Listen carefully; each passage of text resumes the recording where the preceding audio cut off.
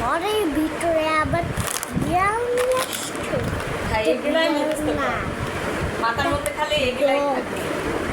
আরে একটু তুমি ভয় পাইছো?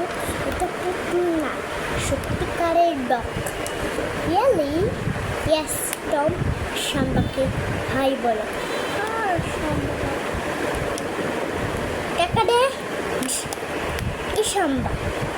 এই শাম্বা বাসা কি হয়েছে তোমার? এই হয়েছে তোমার শাম্বা? দাঁড়াও দেখতেছি। এই শাম্বা তুমি ওই দেখিস না আমি অবজ্ঞান হয়ে শুয়ে আছি?